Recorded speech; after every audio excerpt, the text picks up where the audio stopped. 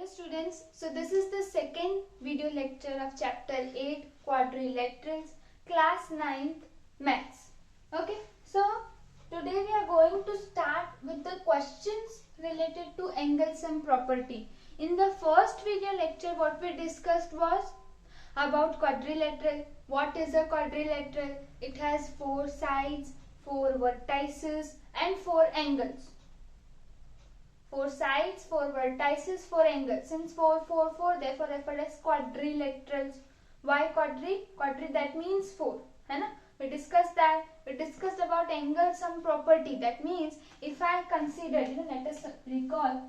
If I consider a quadrilateral A, B, C, D, then angle A plus angle B plus angle C plus angle D is equivalent to 360 degree. Okay, we also studied about types of quadrilateral that included parallelogram. Parallelogram included rectangle. Now see, when I consider a quadrilateral as parallelogram, when both pair of opposite sides are parallel. When both pairs of opposite sides are parallel, then you can consider that quadrilateral as parallelogram. Okay, when opposite sides are equal. Okay, opposite sides, pair of opposite sides are parallel, opposite sides are equal, all the angles are equivalent to 90 degree, then you can say that that particular parallelogram is called rectangle. If I say that all sides are equal, all angles are 90 degree and pair of opposite sides, both the pair of opposite sides are parallel, then that particular parallelogram is referred as square. If I say all the sides are equal, but not necessarily that all angles are 90 degree, only all sides are equal and pair of opposite sides are parallel, then that particular parallelogram is called rhombus.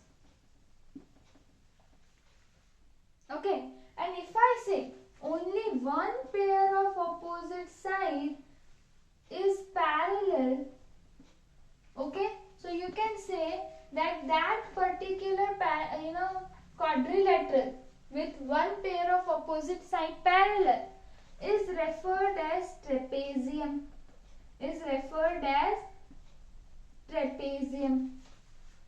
Okay, apart from this, if I consider a quadrilateral with adjacent sides equal, with these two adjacent sides are equal and these two adjacent sides are equal, so that is referred as kite, since it looks like kite also.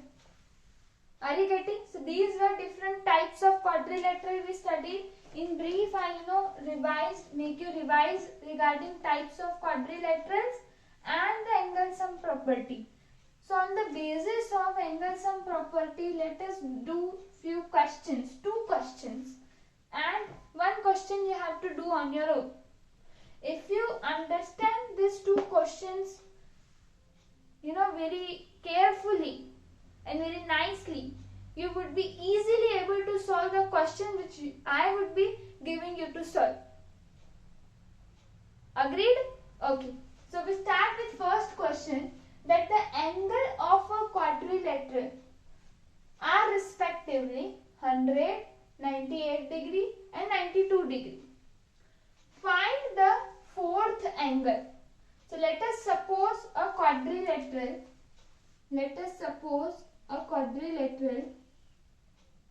Okay. Let us take PQRS. We are bored with ABCD. So let us take it as PQRS. Okay. Now 4 angles are already being given. 100 degree, one is 98 degree and another is 92 degree. So we have to find the fourth angle. So let the fourth angle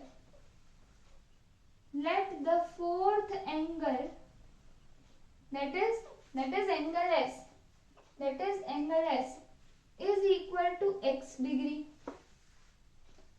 Now according to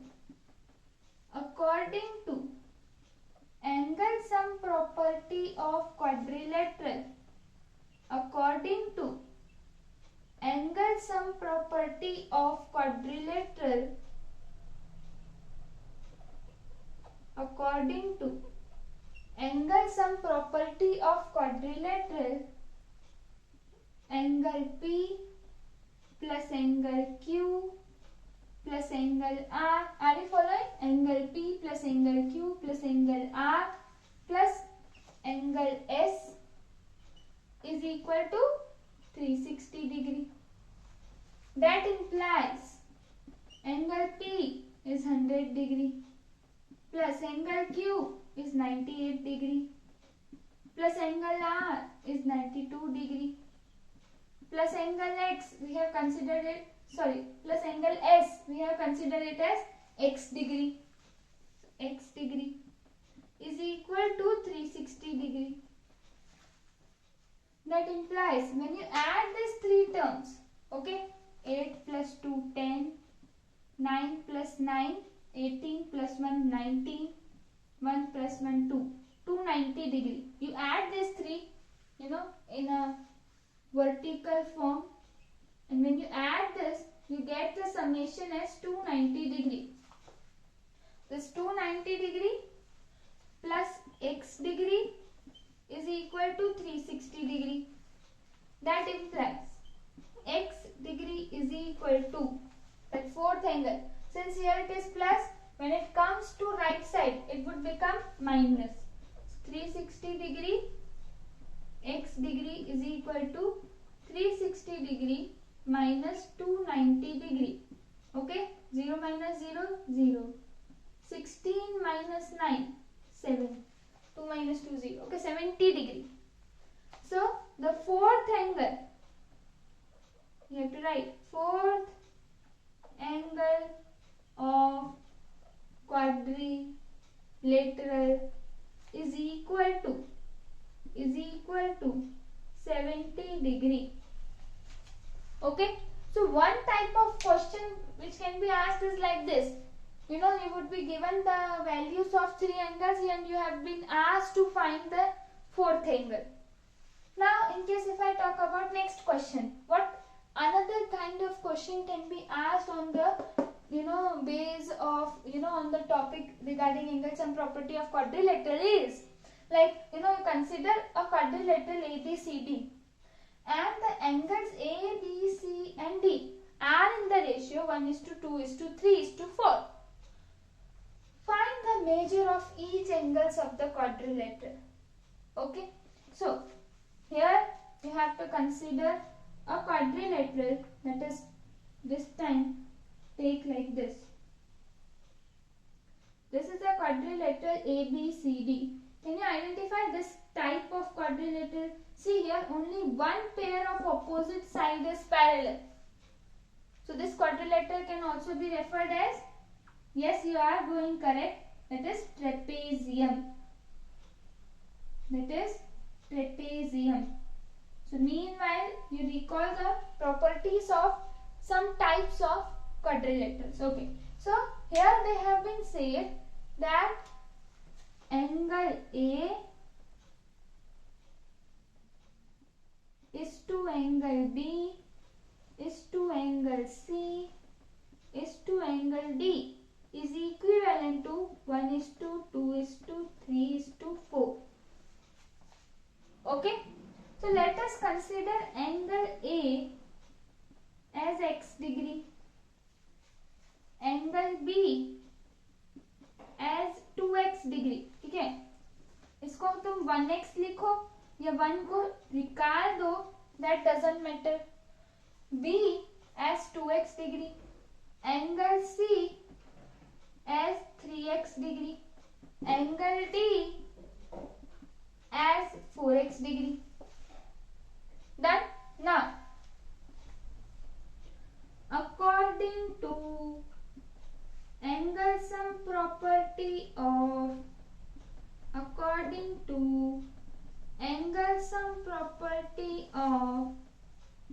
quadrilateral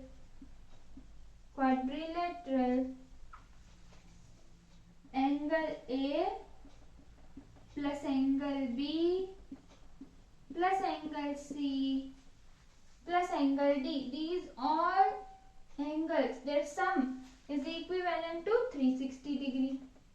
We can replace angle A by x degree, angle B by 2x degree, angle C by 3x degree, and angle D as 4x degree is equal to 360 degree. I hope I am not going fast. I have only substituted the values. Okay. Now, x plus 2x plus 3x plus 4x. Can we do? Since they are having common variable, we can simply add 4 plus 3, 7 plus 2, 9 plus 1. Since here nothing is written, we have to consider 1. So, 10x degree is equal to 360 degree. So, x degree is, since here this is multiplication. So, when it goes here, it is 360 divided by 10. So, 0, 0 cancel. Therefore, x degree is 36. We got 36. X degree 36. That means we got angle A. Angle A. Since it is equal to x degree, that means it is 36 degree. Can we find angle B? Yes. Why? Because we have considered angle B according to this ratio as 2x. So that is 2 into 36. The answer which you will be getting is equivalent to angle B of that particular quadrilateral ABCD. Similarly, if I say angle C, 3x degree, that means 3 into 36. When you multiply 3 into 36, what the answer you would be getting would be equivalent to the angle C of that quadrilateral or trapezium ABCD. Okay. Similarly, angle D is equivalent to 4x degree. That is 4 into 36.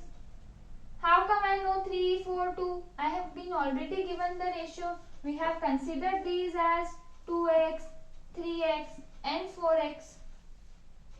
Okay, so 4 into 3, the answer which you will be getting would be the value of angle D of that particular quadrilateral ABCD.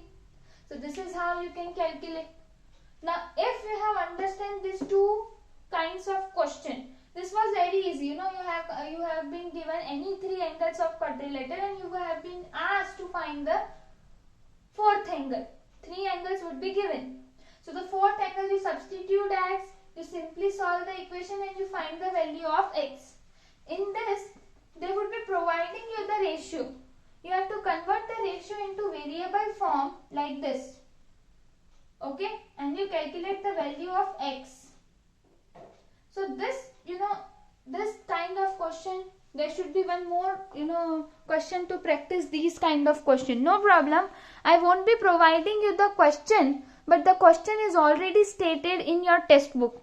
You observe exercise 8.1 question 1. Okay, so there they have changed the ratio 3:5:9:13, and you have to find the answer. So what you would be doing, you would be substituting here as 3:5:9:13. Here angle A would be 3x, angle B would be 5x, angle C would be 9x, angle D would be 13x. Clear? So by this you have to do here also. I hope you would be able to solve by your own. I have given you the hint how you have to solve. The portion that remains is the calculation. Okay, I have given you the trick how to solve these kind of question. So we quickly move down to the parallelogram. Okay, So in this chapter we would be basically talking about parallelogram, which is one of the type of quadrilateral.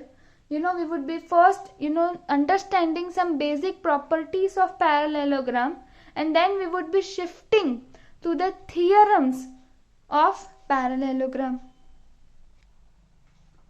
So here you observe 4 properties of a parallelogram. First property is a diagonal of parallelogram divides it into 2 congruent triangles. Okay, so to understand this property, the textbook gives you an activity. Okay, and in that activity it asks you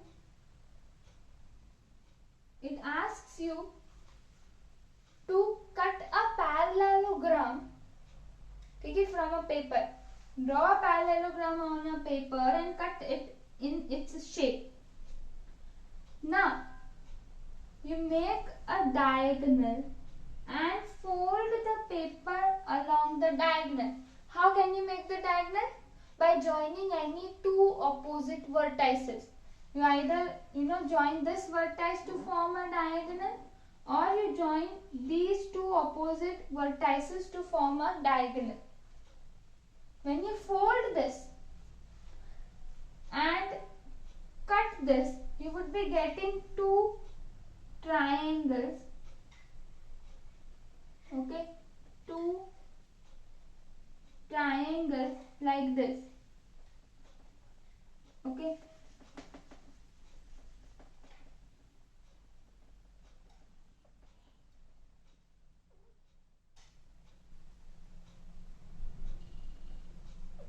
and these 2 triangles would be congruent. Congruent means what? Basically able to completely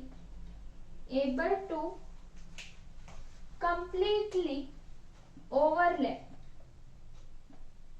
Able to completely overlap each other. Such kind of triangles are known as congruent triangles. So when the diagonal of a parallelogram divides it into 2 congruent triangles. So regarding this we would be talking about a theorem also. We can prove this also, that with the help of the diagonal you can make 2 triangles with the help of a diagonal of quadrilateral or parallelogram. Since we are basically or specially talking about parallelogram and not quadrilateral, so when you draw a diagonal, okay, this diagonal would be dividing the quadrilateral or this parallelogram in such a way that it results in the formation of 2 congruent triangles. Okay, apart from this, next is in parallelogram opposite sides are equal. Okay, opposite sides are equal. That means if I consider parallelogram A, B, C, D, so opposite sides AB is equal to CD and AD is equal to BC. So opposite sides are equal. So this we would be also proving. Okay, the statements which we can prove is known as theorem. In the form of theorem, we would be understanding this, that in equilibrium in parallelogram, opposite sides are equal. Opposite sides are equal. Again, in parallelogram, opposite angles are equal. Like angle A is equal to angle C and angle D is equal to angle B. Angle A is equal to angle C, angle D is equal to angle B. That means opposite angles are equal, opposite sides are equal, and one of any diagonal, when you cut that parallelogram, diagonal, you would get two congruent triangles. Also, the diagonals of parallelogram bisect each other. So, when I draw the two diagonals of that parallelogram, so they bisect. Bisect means, bi means two, sect means divide, basically divide.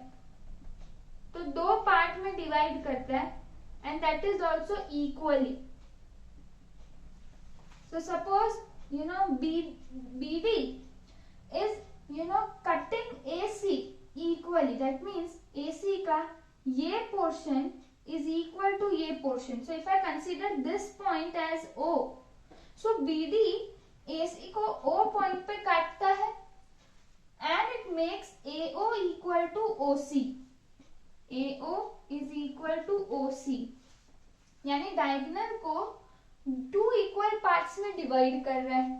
Similarly AC is cutting BD at O point only.